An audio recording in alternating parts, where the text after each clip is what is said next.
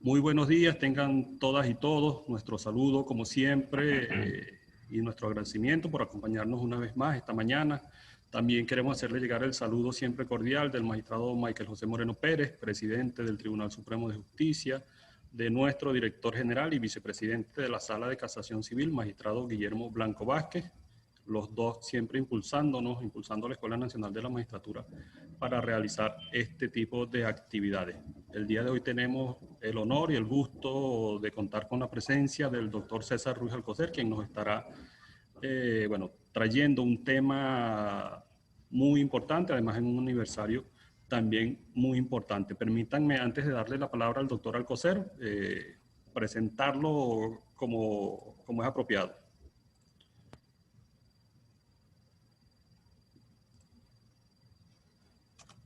La videoconferencia de hoy es 10º aniversario de la entrada en vigencia de la Ley Orgánica para la Dignificación de las Trabajadoras y los Trabajadores Residenciales, como hemos dicho, con el doctor César Ruiz Alcocer, abogado y docente universitario.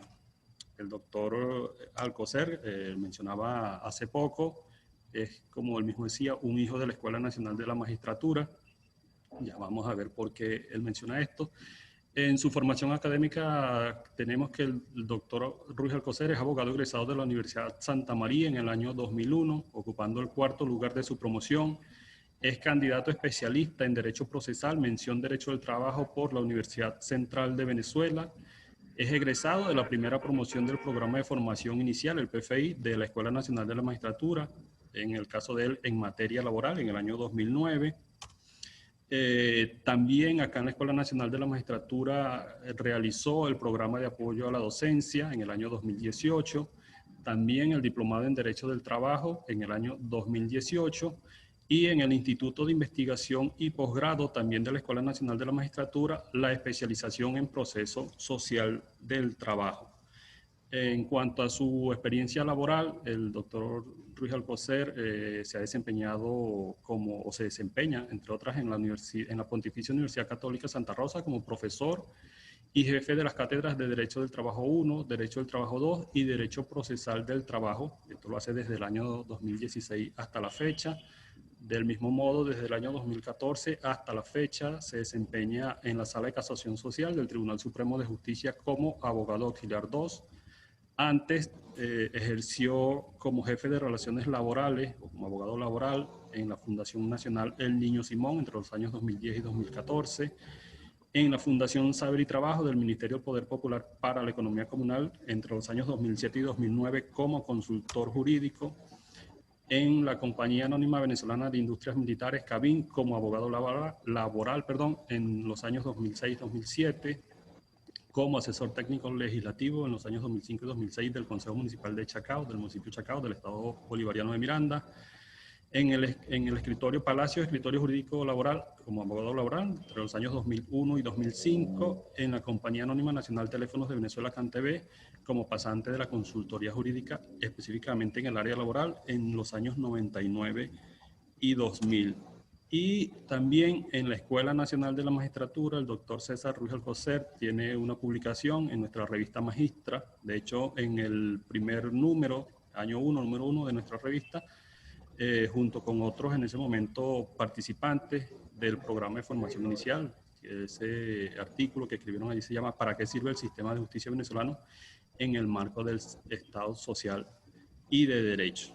Pueden consultar la revista Magistra en internet y allí podrán encontrar el artículo del doctor César Ruiz Alcocer. De modo que de manera bastante resumida, esa es la formación académica y la experiencia profesional laboral del doctor César Ruiz Alcocer, quien nos estará disertando la mañana de hoy, como dijimos, sobre el 10º aniversario de la Ley Orgánica para la Dignificación de las Trabajadoras y los Trabajadores residenciales. Doctor Alcocer, bienvenido, un honor y un gusto tenerlo por acá en esta su casa. Bueno, los micrófonos son suyos para que por favor comparta con nosotros esas reflexiones. Bienvenido. Gracias, Domingo. Gracias a todos los que se han conectado por participar en esta maravillosa sesión. Vamos a conversar hoy de la ley para la dignificación de los trabajadores y los trabajadores residenciales. Un decreto con rango y fuerza de ley que entra en vigencia el 6 de mayo del 2011. Si se dan cuenta, un año y un día antes de la entrada en vigencia de la ley del trabajo. Si se dan cuenta, la ley entra en vigencia un año antes de la entrada en vigencia de la ley orgánica del trabajo, los trabajadores y las trabajadoras. Ya en ese momento nos encontramos laborando desde distintos ámbitos. Tuve la oportunidad de colaborar en la vigente ley del trabajo, en todo lo que fue respecto a la familia y el trabajo. Estaba en la Fundación del Niño Simón, la antigua conocida como Fundación del Niño, y tuve la oportunidad de colaborar. Entonces, pero ya desde ese momento se venía trabajando con esta norma especial. Vamos a hacer una pequeña reseña histórica. Desde el año 1973, en el reglamento de la ley del trabajo, ya se mencionaba lo que eran las condiciones laborales de los trabajadores residenciales, antes denominados conserjes. En el año 1990, con la ley del trabajo, ya se trae el articulado a la norma, sale el reglamento, ingresa en la norma, y ahí se desarrolla que si hoy lo leemos, lo vemos con alarma. Cuando hablamos de que tienen derecho a 9 horas de descanso a partir de las 10 de la noche, de que ellos ejercen la limpieza, la custodia, reparación. O sea, cuando vemos las condiciones, hoy día estaríamos hablando de una neoesclavitud, pero era común en ese momento. Entonces, eso se ratifica en la ley del 97 y fue la vigente ley hasta el año 2012. Pero en el 2011 entra en vigencia esta ley, este decreto ley con rango y fuerza de ley, que viene a ser la primera norma especial que regula una relación de trabajo. Si nosotros nos ponemos a dar cuenta, es muy importante la cantidad de edificios en condiciones de propiedad horizontal, inclusive de comercios que tienen la figura del trabajador residencial. Les comento por qué trabajador residencial y conserje. Si tienen la oportunidad de leer la ley, tiene una reseña muy, muy importante, donde dice, bueno, el concepto viene del latín consigliere y del francés, donde era un seudónimo de esclavitud. Entonces, ese término teníamos que dejarlo. El presidente Hugo Chávez, que fue el que emitió, señalaba de que era un término peyorativo, ofensivo, y que teníamos que dejarlo atrás. Y por eso lo transforman en este término. Cualquiera dirá, pero ya va, pero es que un nombre, no. Comenzando por los nombres, por la identificación, transformamos. Y esta no es la diferencia en este caso. Entonces vamos a entrar ya en lo que es esta norma. Tenemos una norma especial. Entra en vigencia la ley en el 2012. Había incertidumbre en ese momento, había mucha confusión. Decían, bueno, ¿y ahora qué vamos a hacer? El trabajador residencial, claro, estaban acostumbrados a que el trabajador residencial realizara actividades a cualquier hora, a cualquier momento. Entonces aquí vino, ya va, vamos a comenzar a identificar qué es un trabajador residencial, que lo tenemos en el artículo 4, el objeto de la ley. Y entonces de ahí comienzan esos conceptos, cómo es ese trabajador que realiza actividades de limpieza en las áreas comunes de los edificios y de los locales comerciales. Ojo, ya va, cuando hablo de los locales comerciales, oficinas, estoy hablando de los que se encuentran en esta figura, porque después hay otro artículo que me señala que cuando una propiedad horizontal tiene locales comerciales, el conserje no corresponde, si estamos hablando que es un trabajador residencial de un edificio, de un centro comercial o de un edificio de oficinas, obviamente es el trabajador residencial de esa infraestructura. Entonces, continuamos con esta entrada en vigencia, esta confusión. Entonces, cuando vemos, comenzamos a identificar de una vez qué es lo que puede o no puede realizar. Ahí se comienza la primera alarma para los que manejaban estas figuras jurídicas, los que manejan estas figuras jurídicas. Pero cuando comenzamos a leerla, comenzamos a entender de qué era necesaria. Totalmente. Cuando tú tenías unas condiciones laborales, donde tú le decías a la persona que podía descansar 9 horas, o sea, escuchen esto, de 24 horas al día le decimos a la persona, bueno, tú puedes descansar 9 horas. ¿Qué le estoy queriendo decir en contrario? Que tú puedes trabajar 15 horas. O sea, imagínense lo atroz de dichas condiciones. Cuando era libre de que el trabajador residencial se encargara de servicios como el agua, el gas, la luz. Y, ojo, y hay otros edificios donde le suman condiciones como los ascensores o cualquier condición especial que tengan. Entonces esto vino a decir no, y por eso es que tenemos que ver, y les recomiendo siempre que vean el artículo 4 y el artículo 13, que se refiere a la sobreexplotación. No es más esa sobreexplotación de las cosas que no pueden ni deben realizar. Y eso es importante que nosotros lo comprendamos, porque cuando nosotros entendemos qué es un trabajador residencial, qué puede realizar y qué no puede realizar, es mucho más sencillo saber si hay incumplimiento o no de la norma. Esto facilita las condiciones laborales. Pero ¿qué pasa en estos casos cuando dicen, bueno, pero es que no nos ponemos de acuerdo? Bueno, ahí justamente hay un artículo que me señala que hay que realizar un plan de trabajo, tanto entre los propietarios, que es la asamblea de propietarios, y el trabajador residencial. Ok, aquí prendo la primera alarma, y esto quiero que lo entiendan y lo sepan todos. ¿Quién es el patrono? ¿Se recuerdan que hace mucho tiempo, los que han trabajado con la ley, los que no se los comento, antes el que fungía como patrono era bien sea el administrador de la junta de condominio o el presidente de la junta de condominio? Cuando nosotros vemos eso, ellos disponían libremente de la contratación, del despido, del procedimiento de calificación, que vino a ser la ley de los trabajadores residenciales. Vino a ponerle la cascabel al gato y dice, ya va. Aquí el propietario, la asamblea de propietarios como máxima autoridad es quien puede contratar y despedir. ¿Por qué les dije que aquí venía la primera alarma? ¿Por qué? Porque si hay una solicitud de calificación de despido, esta tiene que venir avalada por la asamblea de copropietarios. Si esta no viene, puede venir el apoderado judicial, puede venir con su escrito de solicitud de calificación de falta ante la Inspectoría del Trabajo, puede venir con todo, pero si se verifica que no está autorizado el abogado o la junta de condominio que designó al abogado como representantes legales para calificar el despido, para solicitar la autorización para despedir al trabajador, ahí hay una falta de cualidad y perfectamente puede ser desechado el procedimiento. ¿Por qué? Porque quien está realizando la solicitud de despido no es la persona por ley indicada. Esto hay un caso bien particular, bien interesante, se los comento rápidamente. Fue un colegio, el Colegio San Luis, donde la directora fue despedida. La directora del colegio fue despedida por el rector. Ella se ampara, un amparo constitucional, porque era personal de dirección, y es declarado con lugar el amparo constitucional.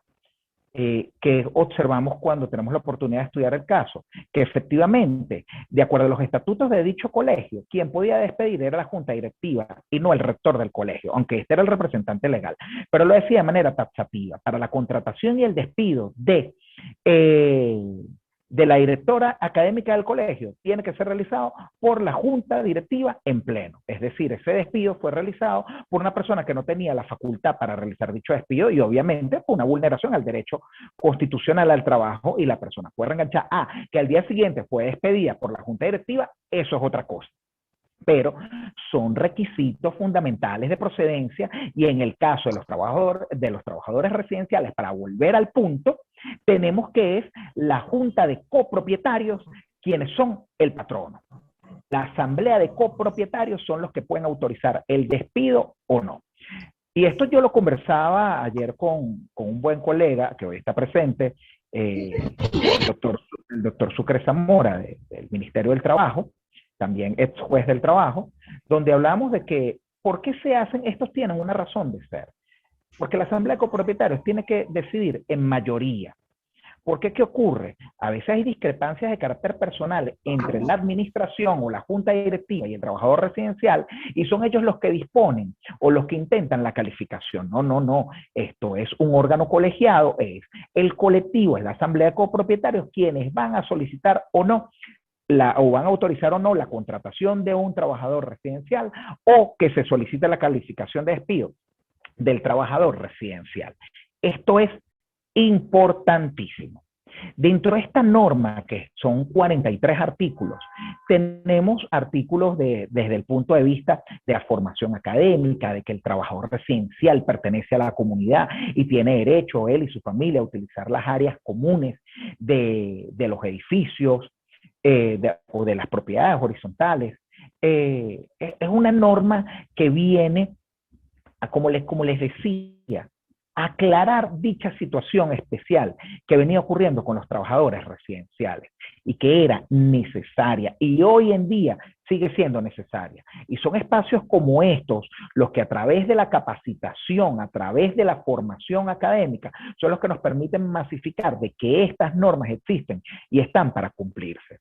Ya les dije quién es el trabajador residencial, cuáles son las actividades que realiza y cuáles no. Ya les dije quién es el patrono, ya les dije cómo se establecen las condiciones laborales, como les decía, con el plan de trabajo, que se tienen que poner de acuerdo.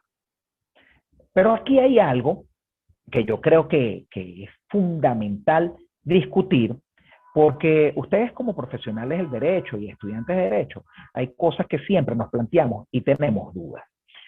Y es el tema de la vivienda del trabajador residencial. Esto es una de las mayores preguntas que se realizan. Y aquí sí les voy a pedir a todos que anoten. Y hay una sentencia de la Sala de Casación Social del año 2019, la número 461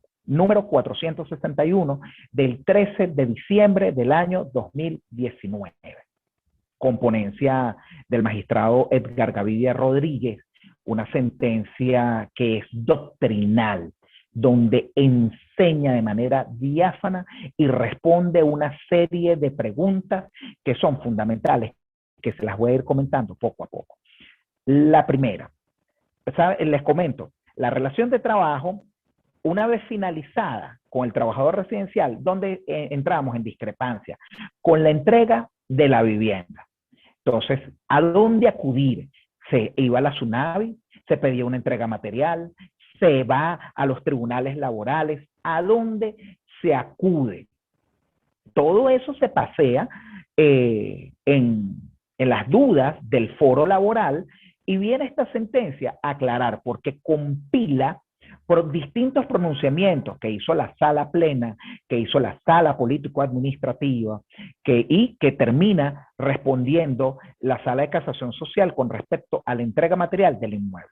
Ustedes dirán, pero ¿por qué hace tanto énfasis en esto? Porque dicha sentencia viene a señalar, lo primero, me cita la sentencia de la sala plena del 15 de febrero del año 2012, donde me señala que los tribunales laborales son los competentes para conocer en materia de la entrega del inmueble del trabajador residencial. Primer campanazo por ahí. ¿Quién es el competente en la vía jurisdiccional? Los tribunales laborales. ¿Y esto por qué? Porque tenemos que ver que la vivienda del trabajador residencial es una consecuencia del ejercicio de una función específica. Es decir, el trabajador residencial prestaba un servicio y dentro de los beneficios socioeconómicos tenía acceso a la vivienda. Por ende, esta vivienda es una consecuencia de la relación de trabajo. Entonces, ¿qué me dice la ley de manera clara? Aquí volviendo a la ley, me dice, finalizada la relación de trabajo, se debe, no podrá, no, se debe entregar la vivienda. Ah, pero esto se entrega así de manera pura y simple. No, me señala. Una vez pagadas las prestaciones sociales, transcurrirá el lapso de 90 días o tendrá el trabajador residencial el lapso de 90 días para poder entregar la vivienda. Dentro de este lapso de 90 días no va a prestar servicios, sino que va a vivir en dicho espacio hasta que se cumple ese lapso y entregue en las mismas condiciones en las cuales recibió. Ojo, sin asumir ningún tipo de costos por los daños que hayan podido ocurrir en el transcurso del tiempo. Esto lo dice la ley de manera clara. Entonces, esta sentencia del 13 de diciembre del 2019, la Sala de Casación Social, me señala, me cita la sentencia de la Sala Plena donde me dice, los competentes para conocer en la vía jurisdiccional de los trabajadores residenciales en torno a la vivienda es los tribunales del trabajo, porque obviamente en la relación laboral no hay la menor duda que son los tribunales laborales los que tienen que conocer, pero esta consecuencia para la solicitud de la entrega física, la entrega material de un bien inmueble, bueno, es competente los tribunales del trabajo y tenemos esta sentencia de la Sala Plena que así lo señala. También me señala dicha sentencia de la Sala Plena que la vía administrativa en dicha materia, escuchen esto, la vía administrativa en dicha materia de la entrega del inmueble se cumple porque cuando revisamos la ley, si no hay un acuerdo para la entrega material del inmueble, me dice, antes de acudir a la vía judicial, tiene que agotarse la conciliación y la mediación en la vía administrativa. Me lo señala de manera pura y simple, pero no le da la competencia, no hay un artículo atributivo de competencia a una institución en específica. Yo creo porque sintió en ese momento el legislador que era de perogrullo señalar que es la Inspectoría del Trabajo, pero en este tipo de normas siempre es recomendable señalarlo, o por lo menos si no se señala la institución, se señala la institución que tenga competencia en materia del trabajo vía administrativa, y esto ayuda un poco. Ocurrió, pero la Sala Plena, fíjense, menos de un año de haber entrado en vigencia la ley, ya se había pronunciado y había dicho, la vía administrativa se agota por la Inspectoría del Trabajo, lo cual es perfecto porque no hay ningún tipo de inconveniente, porque ya sabemos entonces, ¿quién es el competente en la vía administrativa para dilucidar la entrega material del inmueble? La Inspectoría del Trabajo. ¿Quién es el competente en la vía judicial para dilucidar la entrega física del inmueble? Es los tribunales laborales. Fíjense que voy a tocar un punto que menciona esta sentencia, que es con respecto a la falta de jurisdicción. En este caso en específico, ¿qué ocurrió? El juez de juicio, cuando se va a dar la audiencia ante dicha instancia, declara la falta de jurisdicción porque señala que no se había agotado la vía administrativa y lo manda en consulta a la Sala Político-Administrativa. Aquí es donde la Sala Político-Administrativa dice, mira, ya va. Aquí se considera agotada la vía administrativa. ¿Por qué? Porque la parte, es decir, el conjunto residencial, solicitó a la inspectoría que mediara y conciliara en el caso de la entrega material del inmueble porque no lograban ponerse de acuerdo. Y la Inspectoría del Trabajo le declaró inadmisible la solicitud. Entonces, ¿qué hizo la Sala Político-Administrativa? Dijo, ya va, mira. En el año 2012, la Sala Plena dijo que los competentes es la Inspectoría en la vía administrativa. Esta Inspectoría declaró inadmisible dicha solicitud. Entonces, no podemos cercenar el derecho de acudir a la vía jurisdiccional porque le declararon, ellos intentaron utilizar la mediación y la conciliación, que no se logró, bueno, se consideró y se tomó como cumplida el requisito de acudir a la vía administrativa.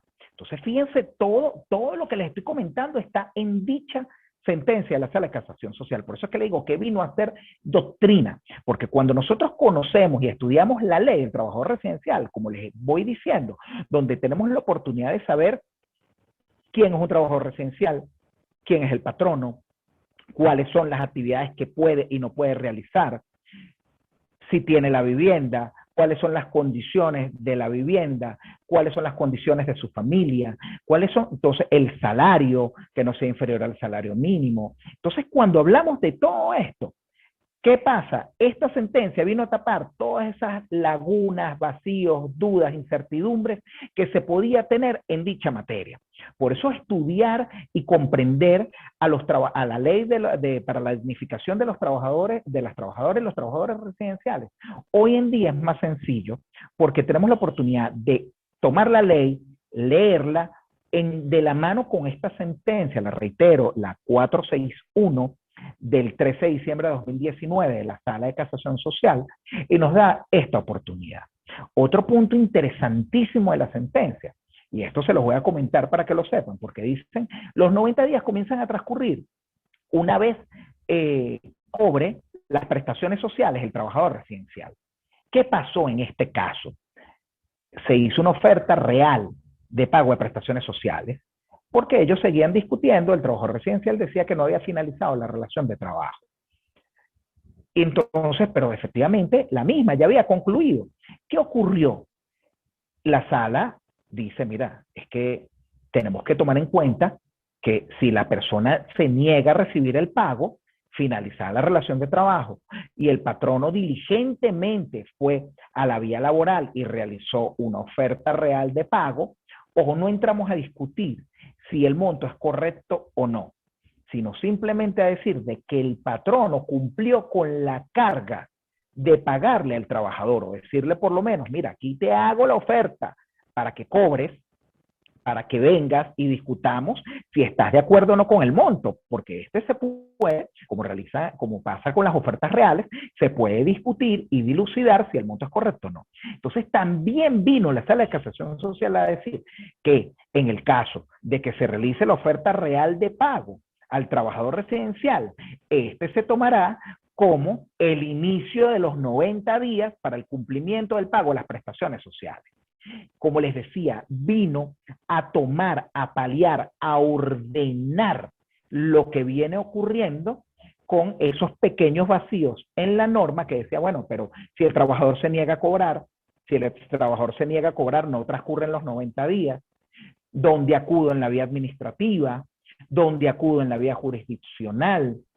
Entonces, cuando revisamos esta norma nos viene a ayudar a ilustrar en todo lo que son los aspectos procesales laborales y en los aspectos sustantivos de la relación de trabajo de los trabajadores residenciales. Entonces, esto es, en grosso modo, parte de lo que quería comentarles con respecto a esta sentencia. Tenemos que tomar en cuenta, cuando se redacta una norma de este tipo, de una ley especial para generar lo que en la doctrina se llama la discriminación positiva, es decir, proteger y abarcar a un grupo, en este caso de trabajadores con unas condiciones que aunque son similares a una relación de trabajo ordinaria, tienen unas características que requieren una legislación especial. Y este tipo de normas vienen a través de su estudio minucioso a permitir de que sean unas relaciones más cónsonas, ajustadas a derecho, que sean unas relaciones sanas y que den la oportunidad. ¿Por qué? Porque dan la oportunidad tanto al trabajador al verse cercenados sus derechos, acudir a la vía administrativa o a la vía judicial según le corresponda, o al patrono en un determinado momento que sienta cercenado o que necesite o que se cumplan los requisitos para finalizar la relación laboral, para que esto ocurra. Y está ahí plasmado de manera clara, diáfana, que nos permite de tal manera saber a dónde acudir y cómo realizar tales actividades. Y de igual forma, aquí es importante que se tienen que cumplir con todos los demás, porque recuérdense que utilizamos la norma especial en estos casos y todo aquello que no regule, acudimos a nuestra norma sustantiva ordinaria, como es la ley orgánica de los trabajadores y trabajadoras. Entonces, esto es fundamental que lo tengamos en cuenta, es decir, todo lo referente a prestaciones sociales, vacaciones, utilidades y todos estos conceptos es de esta manera. Bueno, aquí entramos ahora a esa parte, a lo que son los conceptos salariales, que es un tema que por eso que hay una diferencia con los trabajadores ordinarios. Y esto es algo que normalmente no se toma en cuenta, pero que se debe de realizar. Con la ley de 1990, la vivienda formaba parte, ¿se recuerdan? Que con la entrada en vigencia de la Constitución de la República Bolivariana de Venezuela en 1999, el salario debía ser pagado de manera efectiva, completa. No podía existir pagos en especie, no podía haber pagos inferiores al salario mínimo. ¿Qué pasaba con la ley de 1990, ratificada en 1997? Estoy hablando de la Ley Orgánica del Trabajo. Me señalaba que lo correspondiente a vivienda sería imputado al salario, pero también sería descontado. Es decir, a la vivienda se le daba un valor económico, ese alquiler, ese uso de la vivienda, como si el trabajador residencial pagara un arrendamiento, y este monto que se le descontaba el salario era obviamente imputado al salario. ¿Qué ocurre? Efectivamente, inconstitucional, porque los trabajadores tienen que percibir completo su salario. Pero aquí voy con la siguiente campana, alarma. Pero la vivienda no forma parte del salario. Sí, la vivienda forma parte del salario. Es decir, ese monto correspondiente al arrendamiento o lo que pagaría el trabajador residencial por dicha vivienda debe ser imputado al salario integral del trabajador. Es decir, para el pago de prestaciones sociales. Esto está en la ley, esto está desarrollado también en esta sentencia, en una parte pequeña donde señala que quién es el competente para realizar tales cálculos. En este caso, lo primero sería que las partes se pongan de acuerdo, establecer en el momento de inicio de la relación de trabajo el monto que le van a dar a la vivienda, sino en este caso el valor lo da únicamente la SUNAVI, la Superintendencia Nacional para los arrendamientos inmobiliarios, para los arrendamientos de vivienda. Es la SUNAVI el competente para establecer el monto. Ojo, no es que va a decir, es que esto le corresponde tanto de salario, no, sino que el arrendamiento de un inmueble con estas características en dicha zona, él corresponde a este monto, y ese monto será el que corresponde al salario. Esto me imagino que a más de uno le está generando mucha bulla y mucho ruido. Normalmente esto no se hace. Quien lo realiza, se ponen de acuerdo, imputan un monto determinado y lo colocan. Pero en un determinado momento, si el trabajador recién decide acudir a la SUNAVI para solicitar el monto correspondiente a lo que correspondería el arrendamiento de dicho inmueble para que este sea imputado al salario, perfectamente lo puede realizar sin ningún tipo de inconveniente. Por esto es que en este caso siempre se estimula o se llama que las partes de manera consciente, tanto los representantes de la Junta de Condominio como el trabajador residencial, lleguen a un acuerdo. No solamente en el plan de trabajo, que es el que va a permitir evaluar si se cumplen o no con lo pactado en la relación de trabajo, sino que también ponerse de acuerdo con el valor de la vivienda, que también es fundamental. ¿Para qué? Para establecer lo que es el salario integral. Entonces tenemos esta pequeña diferencia de lo que son las relaciones laborales ordinarias. Tenemos entonces que con respecto al pago de las prestaciones sociales para el establecimiento del salario, además de la alicuota de utilidades, además de la alicuota de bono vacacional, tenemos que sumar o calcular esa incidencia del valor del arrendamiento de la vivienda correspondiente al trabajador residencial. Esto es importantísimo. Con respecto, bueno, las vacaciones, y conforme a ley, con el salario inmediatamente anterior para el momento del disfrute, las utilidades o el salario promedio del año, recordando que nunca puede ser un monto inferior a lo que sería, porque normalmente se paga en este caso, al no ser, en caso de los edificios, al no ser productores de utilidades, utilizan el pago de los 30 días de conformidad como se realiza con las fundaciones, con todos aquellos que no generen lucro, pero que estos 30 días jamás pueden ser inferiores al pago del salario mínimo. Esto es importante tomarlo en cuenta porque muchas veces calculan el año y da por debajo del salario mínimo. No, que nunca dé por debajo del salario mínimo.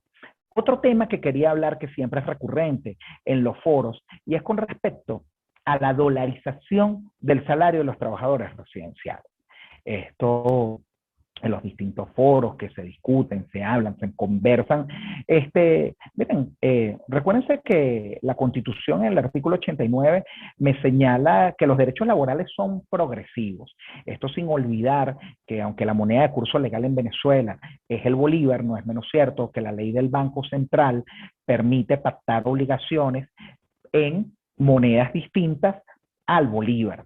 Y también me señala que pueden ser utilizadas como moneda de cuenta, es decir, que yo la utilizo como valor referencial y al momento de cuando yo vaya a honrar o a pagarle al trabajador, lo hago con el monto del cambio dado por el Banco Central. Lo vuelvo a decir que se me enredó la lengua y discúlpenme. Ustedes pactan con el trabajador residencial, por darles un ejemplo, 20 dólares, 20 euros. Entonces, en el momento que ustedes le vayan a pagar, por decirles, digo 20 por decir un monto, en el momento de la quincena, si le pagan quincenal, que la ley me permite pagar de manera distinta, puede ser quincenal o puedo pagar incluso semanal. ¿Qué me dice? Yo, si lo utilizo como moneda de cuenta, aunque yo haya pactado 20 dólares, voy a pagar 10, lo hago con el monto de cambio oficial, es decir, con el cambio oficial dado por el Banco Central de Venezuela. Ojo, también me permite pagar en divisas extranjeras, pero para que sea reclamado, y esto es importantísimo, para que las obligaciones en divisas extranjeras sean reclamadas para honrarse en divisas extranjeras, tienen que haber sido pactadas las obligaciones en divisas extranjeras. Por ende, aquí voy a ratificarles y a reiterarles la importancia del contrato de trabajo. Yo sé que la ley del trabajo de los trabajadores y las trabajadoras me señala que el contrato preferiblemente será por escrito, no me dice un deberá, sino preferiblemente será por escrito, y en caso de que este no exista, se tomará, aquí hay una presunción de veracidad, lo señalado por el trabajador. Pero por esto es que yo siempre recomiendo de manera reiterada a todos que el contrato de trabajo debe ser por escrito, en especial en el trabajador residencial, donde yo estoy obligado a cumplir con los requisitos de la ley, donde debo señalar no solamente la denominación del cargo, el salario, los beneficios, sino también todas y cada una de las funciones que va a cumplir lo más detallado posible para evitar cualquier tipo de inconveniente. Ojo, tomando en cuenta que el artículo 13, porque aquí siempre viene uno, no, por el principio de autonomía, la voluntad de las partes, se pactaron unas condiciones donde él va a asumir, por decirles algo, la reparación de los ascensores o va a verificar si entró el agua a los tanques para colocarla. ¡Ey! No. Tengo un artículo que me prohíbe de manera expresa que se le den estas funciones al trabajador residencial. Entonces, por eso es que en este tipo de casos, en este tipo de relaciones laborales, es fundamental actuar con la ley en la mano de la dignificación para los trabajadores, las trabajadoras residenciales, y con la ley del trabajo, los trabajadores, las trabajadoras. De esta manera, les permite a ustedes realizar un contrato totalmente ajustado a derecho, que es lo que recomendamos para estos casos. Siempre dejar plasmadas las condiciones. Y aquí vuelvo a retomar el punto. Inclusive, ahí se debe de señalar que si van a pagar en divisas extranjeras, si la van a utilizar como moneda de cuenta, es decir, que yo aunque señale que te voy a pagar 10 euros, lo voy a realizar como moneda de cuenta, es decir, que en el momento en que te pague, lo voy a hacer al cambio oficial del Banco Central de Venezuela, o si lo voy a honrar en divisas extranjeras. ¿Cuál es la diferencia de colocar esto?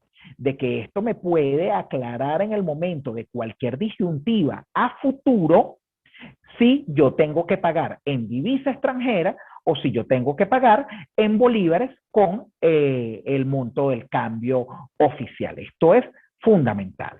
Entonces, voy recapitulando. Sabemos quién es el trabajador residencial, ese trabajador que realiza actividades de limpieza en las áreas comunes del edificio. Sabemos quién es el patrono. La asamblea de copropietarios es quien puede contratar o despedir al trabajador residencial o solicitar la autorización para el despido en caso de estar investido de inamovilidad, como se encuentran en este momento. Les he dicho cómo se establecen la relación de trabajo, que tienen que realizar un plan de trabajo en conjunto. Les dije, referente al salario integral, que debe incorporarse el valor de la vivienda como arrendamiento, ese cálculo de arrendamiento. Les comentamos y comentamos ampliamente, o en lo que se pudo por el tiempo, lo referente a la sentencia 461 del 13 de diciembre del 2019 de la Sala de Casación Social, donde me establece que la vía administrativa en materia de la entrega material del trabajador residencial le corresponde a la Inspectoría del Trabajo, donde en la entrega material del inmueble le corresponde, en materia jurisdiccional, le corresponde a los tribunales del trabajo, donde la oferta real de pago es una vez finalizada la relación de trabajo, es el equivalente o se cumple el requisito del pago para que se inicien los 90 días para la entrega del inmueble.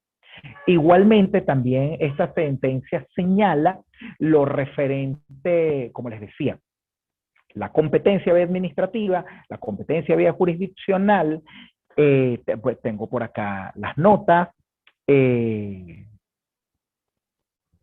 Eso en estas líneas. Con respecto, ¿qué otro punto antes de que se me vaya? Bueno, lo de la misma SUNAVI, que es la que calcula el monto de las prestaciones sociales. También me señala lo referente a que si en estos casos no se cobran las prestaciones sociales, la oferta real cumple ese requisito para los 90 días. Entonces, tenemos una doctrina ahí muy, muy, muy interesante que nos permite dilucidar cualquier tipo de duda que me nazca del estudio de la ley para la dignificación de los trabajadores residenciales. Igualmente, tomamos en cuenta, conversamos lo referente al pago, aunque eso no se encuentra en la ley, no se encuentra en la sentencia, no es menos cierto que el artículo 89, ese maravilloso artículo de la Constitución de la República Bolivariana de Venezuela, me recuerda y me refresca que el principio de progresividad de los derechos del trabajador, que pueden ser mejorados, que pueden ser beneficiados y continuamente, y estos pertenecen a sus derechos, entonces por ende sí se puede pagar en divisas extranjeras, bien sea de manera de cuenta, bien sea que se va a honrar en esas divisas extranjeras. De esta manera, yo estoy tratando, voy conversando con ustedes, voy viendo el reloj, porque tenemos 40 minutos y me gusta cumplirlo. Tenemos 38 minutos. De esta manera, quería conversarles de esta maravillosa norma. Hay foros de debate bien interesantes, los cuales debemos participar, y reitero, el conocimiento es poder, y en estos casos, en estas normas especiales, es fundamental, porque tenemos una ley maravillosa que cuando se cumple las relaciones de trabajo son sanas y permiten tener relaciones de trabajo transparentes desde todo punto de vista, desde el punto de vista económico, desde el punto de vista social, desde el punto de vista laboral, de cómo se lleva a cabo la relación de trabajo, y todo esto lo podemos conseguir es a través del conocimiento minucioso y del estudio de las normas, como es el reglamento con rango y fuerza de ley para la dignificación de los trabajadores residenciales, que hoy honramos su 10º aniversario con este conversatorio. Domingo, he concluido en esta fase. Vamos para dar inicio a la fase de preguntas y respuestas, por favor. Sí, doctor, muchísimas gracias. Creo que ha sido, bueno, usted ha cumplido el tiempo cronometradamente, digámoslo así.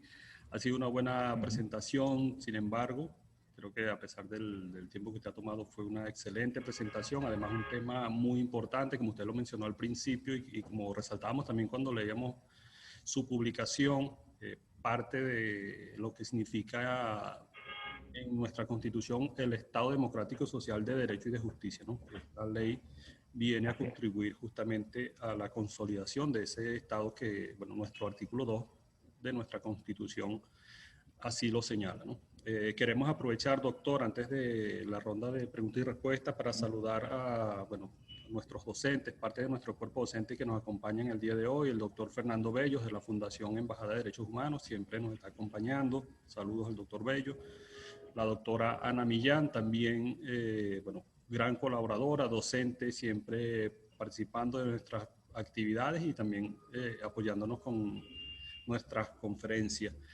Por supuesto, saludar a quienes nos acompañan desde toda Venezuela, incluso no solamente desde las capitales de los distintos estados, sino de ciudades, otras ciudades de los distintos estados, Boconó, por ejemplo, Carora, Tocuyo, El Tigre, en fin.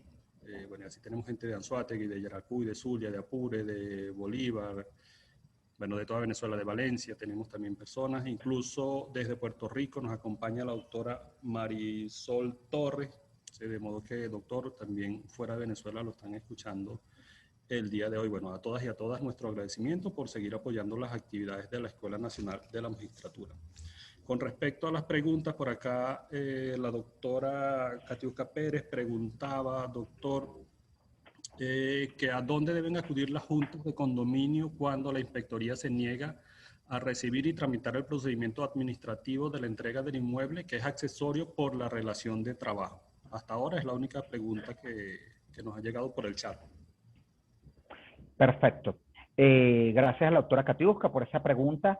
Justamente esta sentencia de la Sala de Casación Social que viene a recopilar todo lo que ocurrió en el interín de ese juicio, cuando declara la falta de jurisdicción el juez de juicio y lo remite a la Sala Político-Administrativa en consulta, en cumplimiento de la ley del Tribunal Supremo de Justicia y de la ley orgánica de la jurisdicción contencioso administrativa. La Sala Político-Administrativa hace un pronunciamiento que para mí es medular y fundamental. Y dice, en este caso, doctora Catiusca, se le declaró inadmisible el procedimiento administrativo de mediación y conciliación. Entonces, esa declaración de inadmisibilidad dio por satisfecho el cumplimiento de la conciliación y mediación por parte de la Junta de Condominio. Es decir, si en un determinado momento, que ya no está ocurriendo, se llega, les niegan el derecho a una fase de conciliación y mediación en la Inspectoría del Trabajo, tal negativa por escrito, para ustedes cumple el requisito para poder acudir a la vía jurisdiccional y hacer la solicitud de la entrega material. Por eso es fundamental cumplir esta serie de requisitos que los voy a refrescar. 1, agotar la vía administrativa. 2, que hayan transcurrido los 90 días del pago de las prestaciones sociales. ¿Para qué? Para que en este momento se materialice que el incumplimiento por parte del trabajador residencial de que no entregó la vivienda. Es decir, pago las prestaciones sociales, transcurrió 90 días y no cumplió, tengo derecho a acudir a la vía administrativa para esa fase de conciliación, para iniciar, para que podamos llegar a un acuerdo. Me negaron el derecho a acudir a la vía administrativa. Con esa negativa de que no pude realizar tal trámite, con esa negativa emanada de la Inspectoría del Trabajo, puedo acudir a la vía jurisdiccional.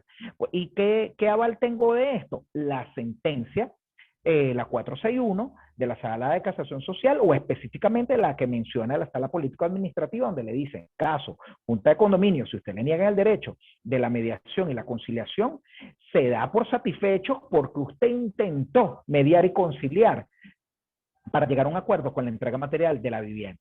Entonces, esa es la respuesta a tal cuestionamiento.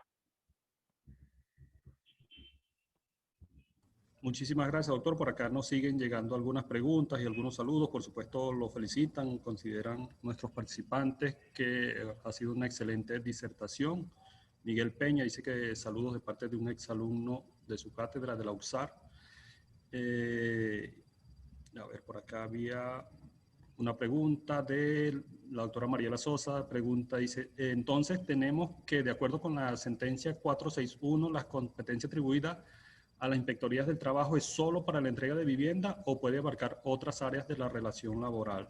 Y por acá más abajo, esa es la primera de la doctora Sosa, por acá más abajo el doctor José Luis Romero Lemus pregunta, bueno, ¿cuáles son los integrantes de la Junta de Condominio y sus funciones específicas? No sé si esto, bueno, por supuesto tiene que ver con el tema que estamos tratando del día de hoy, pero desde otra perspectiva, digámoslo así. Doctora Ana Morillo, también una pregunta que va por el lado de los condominios. En la norma se establecen cuáles son las áreas comunes, preguntas. Y bueno, esas por ahora, doctor. Luego continúo con otras preguntas que nos llegan por acá. Perfecto. Ok, vamos recapitulando. La primera fue domingo, con respecto... Que si de acuerdo con la sentencia 461, las inspectorías tienen atribuida solamente la competencia de la entrega material del inmueble, o si abarca también otras áreas de la relación laboral, otros aspectos de la relación laboral. Perfecto, buenísimo. Recordamos que en todo aquello que no me regule la ley para la dignificación de los trabajadores residenciales, utilizo la ley orgánica del trabajo de los trabajadores y las trabajadoras. Es decir, todo lo concerniente a la relación de trabajo, cuando se encuentra activa, corresponde a las inspectorías del trabajo dilucidar cualquier tipo de inconvenientes en la misma. ¿Qué ocurre con los trabajadores residenciales? Es en el caso de las viviendas que había una incertidumbre con respecto, como la norma no me señaló quién es el que va, no hay un artículo atributivo de competencia, quién es el que va a dilucidar la disyuntiva, la mediación y la conciliación en la entrega material del inmueble. Esta sentencia es la que viene y me señala, la de la sala plena, la número 1, que me señala que es las inspectorías del trabajo en materia de la entrega material, pero el resto de la relación de trabajo, si la relación de trabajo está vigente, obviamente le corresponde a la inspectoría del trabajo. Si la relación de trabajo finalizó y se van a reclamar prestaciones sociales, utilidades, vacaciones, todo esto, puede ser tanto puede ser la inspectoría del trabajo o puede ser la vía jurisdiccional. Las competencias se mantienen de una relación de trabajo ordinaria. Pero era en este tema específico y puntual de la entrega material de la vivienda finalizada la relación de trabajo que yo no tenía con nombre y apellido a quién le corresponde la competencia en la vía administrativa. Y es la vía administrativa para cumplir el paso previo de conciliación y mediación que me señala la ley para la dignificación de los trabajadores residenciales. Entonces, tienen las competencias la Inspectoría del Trabajo en todo lo que es la relación de trabajo cuando se encuentra vigente, y aunado a eso tiene la fase de conciliación y mediación para la entrega material del inmueble una vez finalizada la relación de trabajo. Gracias, doctor. Otra de las... perdón. Ajá. No, adelante, perdón. Pensé que ya había concluido. Adelante. Sí, otra de las preguntas es que me realizaron con respecto a cuáles son las funciones de la Junta de Condominio. En materia, lo enfoco desde el punto de vista en materia laboral. Obviamente, la Junta de Condominio es el representante del patrono. Es quien funge como esa cara visible como patrono. Imagínense un edificio con 120 copropietarios que va a recibir el trabajador residencial 120 órdenes. No, para eso hay un representante, un vocero, que lo ejerce el presidente de la Junta de Condominio, el administrador o la Junta de Condominio en pleno, y son los que fungen como patrono. Pero, ¿qué ocurre con respecto, y esto es lo que quiero puntualizar, cuál es la función? La Junta de Condominio puede solicitar la calificación de despido nombrando un abogado y acudir a la vía administrativa para la calificación de la falta. No, tiene que ser autorizado el despido y la contratación de un trabajador residencial tiene que ser aprobado y avalado por la asamblea de copropietarios, porque ellos son el patrono. La Junta de Condominio es el representante del patrono ante el trabajador. Otra de las preguntas que también tengo por ahí es la de si la norma me señala cuáles son las áreas comunes. La norma no me la señala de los trabajadores residenciales, pero la ley de propiedad horizontal sí me señala que todo aquello que no sea parte de la propiedad privada o directa de un condominio o de un propietario, un copropietario, corresponde a las áreas comunes. ¿Qué es lo que sí tenemos pendiente? Es el reglamento de la ley donde me señalen los espacios, los límites de los espacios. Es decir, en metros cuadrados el aproximado, porque tenemos edificios o viviendas multifamiliares de cientos de viviendas donde solamente hay un trabajador residencial. La norma me habla de los ayudantes, pero no me señala cuándo corresponde o no un ayudante. Entonces, más allá de determinar cuál es un área común o no, que me lo señala la ley de propiedad horizontal, la cual hay que trabajar de la mano con esto, no, tenemos una pequeña mora con respecto al reglamento que me va a indicar hasta qué límites de espacios o de metros cuadrados, si requiere o no un ayudante para el trabajador residencial. Ahora sí, ¿cuáles son las otras preguntas, Domingo? Sí, doctor. Por acá el doctor Douglas Montoya, coordinador de Circuito de Protección del Estado de Mérida, pregunta lo siguiente. Dice, una vez que tramito ante los tribunales laborales la terminación de la relación de trabajo y el pago de las prestaciones sociales y luego el trabajador residencial se niega a la entrega del inmueble, pregunta, ¿se debe igualmente acudir a la Inspectoría del Trabajo para agotar la vía administrativa? Esa es la primera pregunta. La segunda, del doctor José Ramón Castillo, plantea el siguiente caso, con, por supuesto, su pregunta. Al trabajador residencial le pagan en efectivo $120 mensuales, pero cuando le calculan las vacaciones o la liquidación lo hacen por el salario mínimo decretado. ¿Cómo se demostraría que al trabajador que le pagan más si no existe recibo alguno? Y una tercera pregunta por acá, doctor, de alguien que significa abogado Sucre Zamora, dice, tengo una duda. El doctor César comentaba que en el cálculo de las prestaciones sociales del trabajador o trabajadora se debía incluir el valor o canon de la vivienda, ya que es parte integral de la relación laboral. Él pide que por favor aclare un poco más sobre este punto. Perfecto. Bueno, con respecto a la primera pregunta de mi buen amigo Douglas Montoya, aquí hay que señalar algo. Finalizada la relación de trabajo y pagadas las prestaciones sociales, es que se inicia el lapso de 90 días. Vamos a poner el supuesto de que es una declaratoria con lugar de la demanda de prestaciones sociales del trabajador residencial. Una vez que se ejecute, bien sea voluntario o forzosamente, la sentencia, una vez que se logre el pago efectivo de las prestaciones sociales por parte, o el cobro efectivo por parte del trabajador residencial de las prestaciones sociales, comienza a correr el lapso de los 90 días. Finalizados los 90 días, si no hay la entrega voluntaria del inmueble, entonces se tiene que acudir porque es una consecuencia jurídica que va en un procedimiento aparte, no es acumulable. ¿Por qué? Porque en la manera como se estableció en la norma, me señala pagar las prestaciones sociales, o sea, no me está diciendo cómo lo hayas realizado.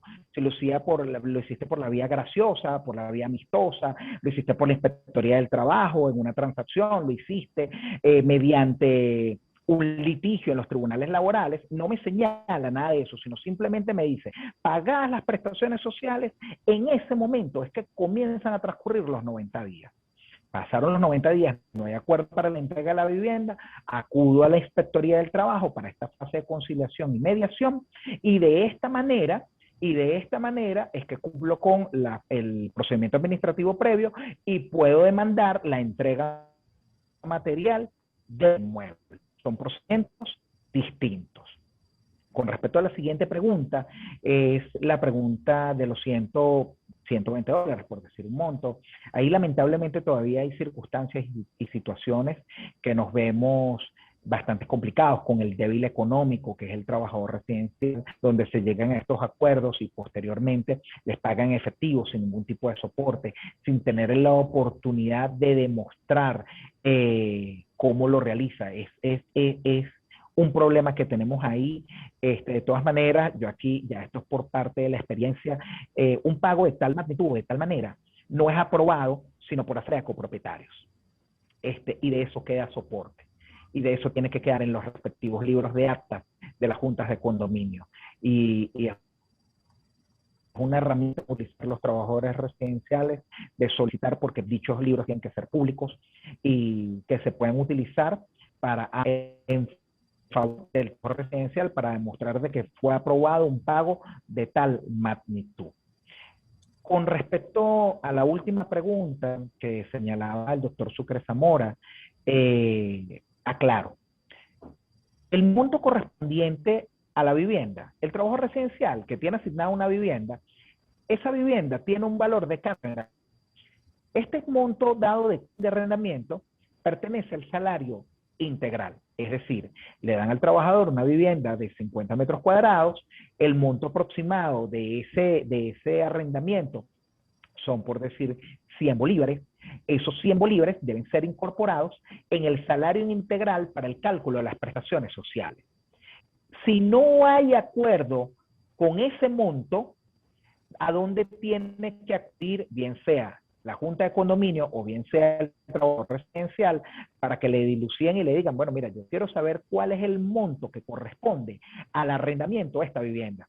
Y es la SUNAVI el competente para otorgar legalmente los montos de arrendamiento que le correspondería a un espacio como es la vivienda del trabajador residencial. Simplemente más allá de que sea un trabajador residencial o no, ellos de acuerdo a los métodos de cálculos que ellos tienen, la zona, el metraje, los servicios, las condiciones, el año de construcción, ellos determinan, bueno, el monto de arrendamiento por tantos metros cuadrados de una vivienda de esas características, de ese año de construcción, son 90 bolívares. Entonces, con ese cálculo, ese monto se incorpora al salario integral del trabajador residencial. ¿Qué conceptos pagamos para el salario integral? Las prestaciones sociales. Esos 15 días trimestrales establecidos en el 142, o ese cálculo en caso de finalización de la relación de trabajo, esos cálculos de los 30 días por cada año de servicio con el último salario, tengo que incorporar este monto dado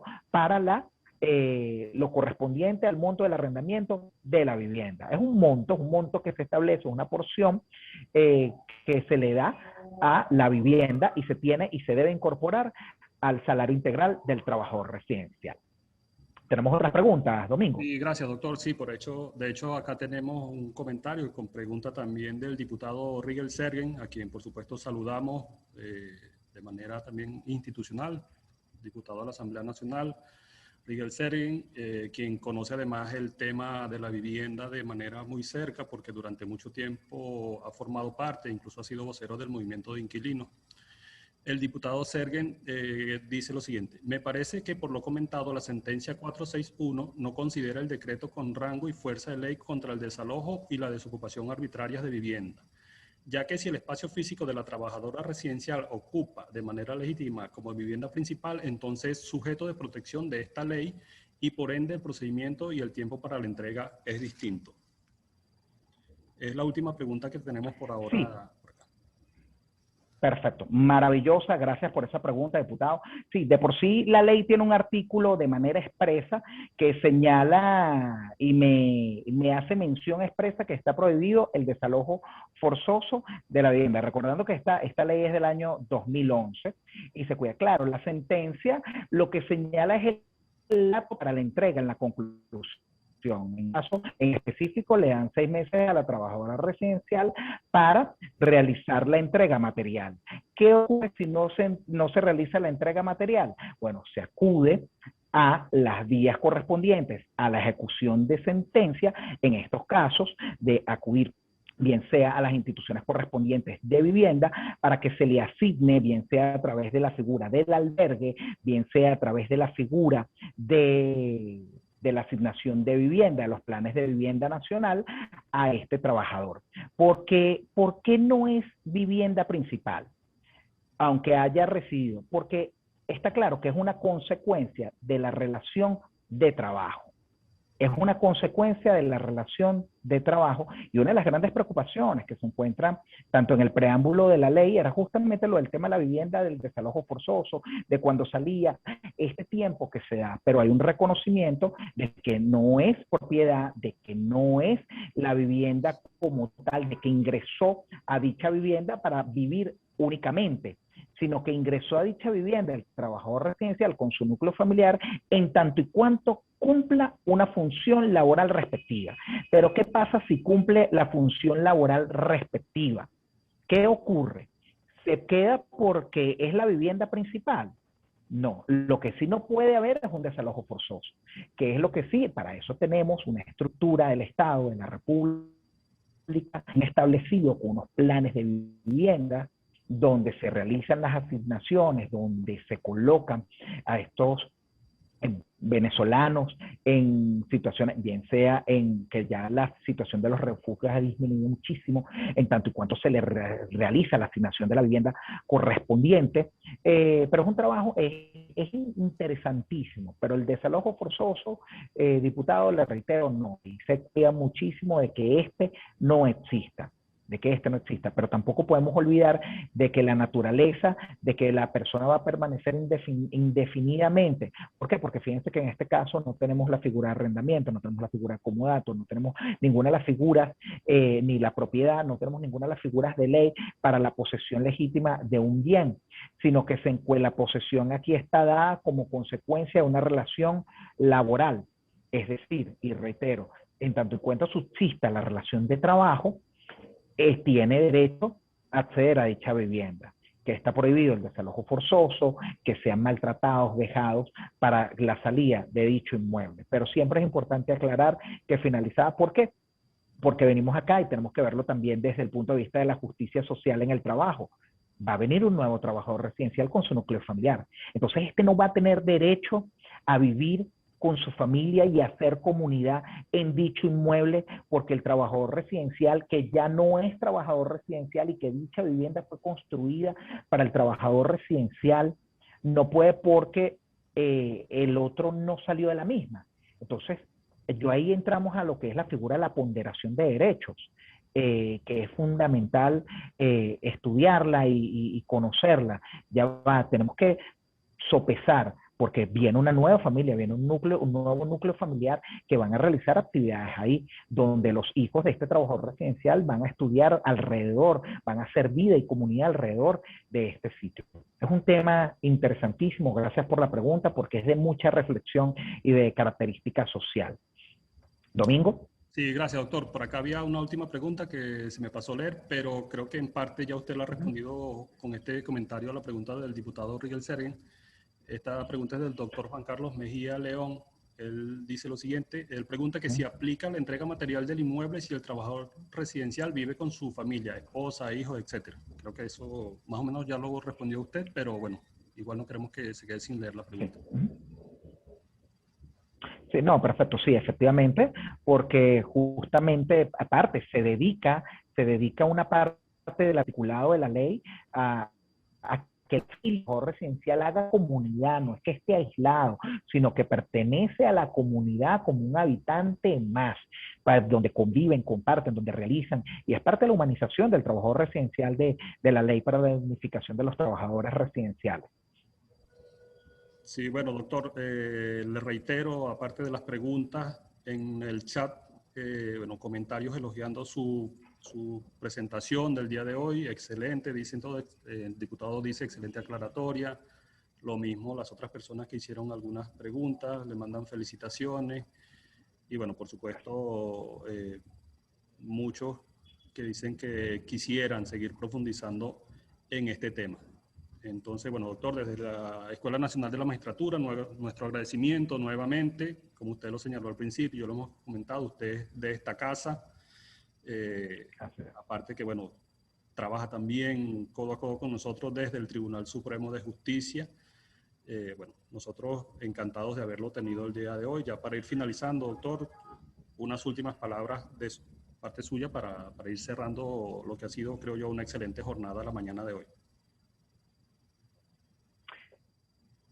Gracias, Domingo, mi buen amigo desde hace muchos años, a todo el equipo de la Escuela Nacional de la Magistratura, encabezada por el magistrado Guillermo Blanco, a todo su cuerpo directivo, a la profesora Gisela, a Verónica, a todo el equipo.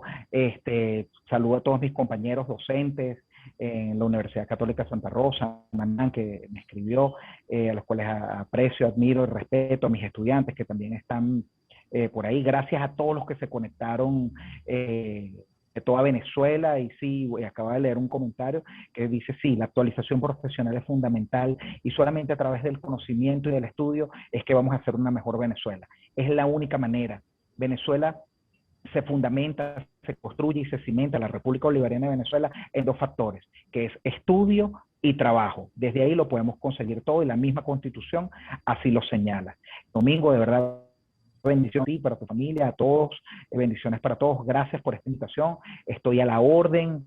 Espero por ahí que tengamos la oportunidad de discutir y disertar en un futuro referente al teletrabajo, que es otro de mis temas, o de los trabajadores o de los deportistas como trabajadores, como miembro de la Federación Venezolana de Fútbol que soy.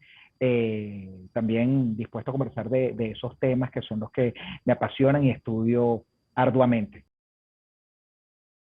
Doctor, muchísimas gracias. Le tomo la palabra, especialmente con respecto al tema del teletrabajo, que, bueno, como todos y todas saben, en medio de la pandemia ha estado, digamos, muy en boga, bueno, en las conversaciones. Sin embargo, creo que merece un tratamiento bastante detallado, bastante riguroso, como el que usted nos ha traído el día de hoy, con respecto a la ley para la dignificación de las trabajadoras y trabajadores residenciales.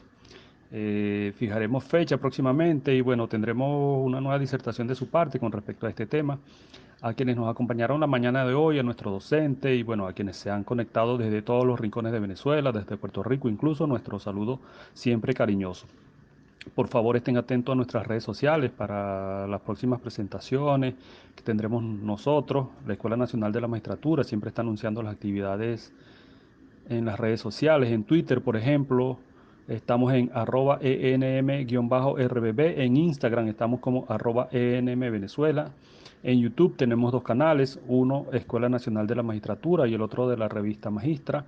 Y en Facebook estamos como Escuela Nacional de la Magistratura. Siempre estamos publicando, nuestro compañero Peter Carrión es bastante activo y mantiene nuestras redes sociales al día. Así que por favor estén atentos porque siempre estamos publicando nuestras próximas actividades. Así que sin más, a nosotros solamente nos queda desearles muy buenas tardes, muy buen provecho y que tengan todos un feliz día. Saludos.